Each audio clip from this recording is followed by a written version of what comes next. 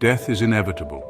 It is the one certainty in life, yet it is also the one thing people fear the most.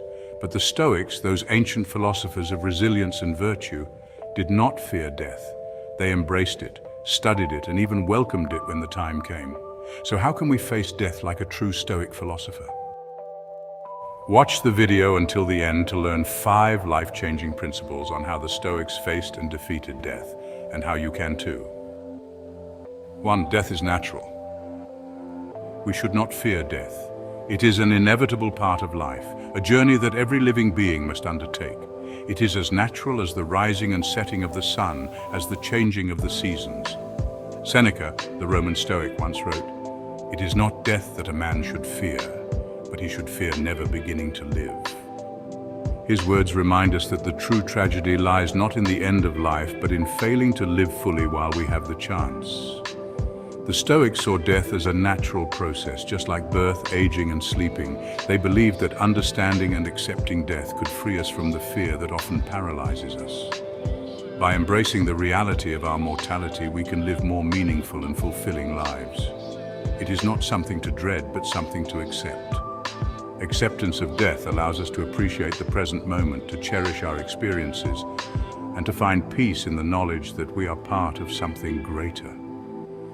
Marcus Aurelius, the philosopher emperor, reflected on death constantly, reminding himself that he was part of the grand cycle of nature. He saw death as a return to the universe, a natural conclusion to the journey of life. He wrote in Meditations, "You could leave life right now. Let that determine what you do and say and think." This perspective encourages us to live with intention, to make choices that reflect our true values and priorities. To the Stoics, death was not a tragedy. It was simply a transition, a return to the universe.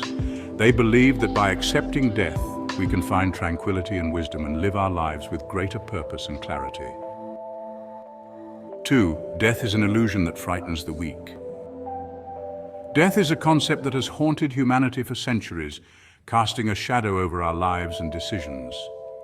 The ancient Greek philosopher Socrates had one of the most famous deaths in history. His approach to death was revolutionary, challenging the very essence of human fear. When he was sentenced to die by drinking poison, he met his fate with calmness and reason. He did not waver, nor did he show any signs of distress. He even mocked the fear of death, comparing it to the way children are frightened by masks.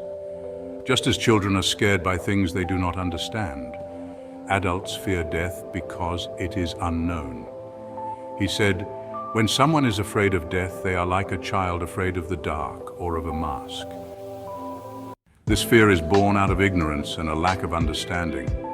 Death is nothing more than a bogeyman used to frighten small children. It is a construct of the mind, a myth that has been perpetuated through generations. Socrates saw fear of death as irrational, something based on ignorance rather than reality. He believed that wisdom and knowledge could dispel this fear. He believed that either death was a peaceful sleep or a journey to another world. In either case, it was not something to be feared, but rather embraced as a natural part of life. Ultimately, there was nothing to fear. Socrates' perspective encourages us to live our lives fully, without the paralyzing fear of death. By understanding and accepting the nature of death, we can find peace and live more meaningful lives. 3. Accepting death gives life meaning.